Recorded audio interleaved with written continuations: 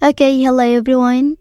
Here I want to provide tutorial on how to set price range in Shein application on Android device. Well, by specifying a price range, you narrow down the selection of products to those that fall within your budget, making it easier to find suitable options without wasting time browsing through items that are outside your price range. So let's go to the tutorial. Okay, firstly open Shein application.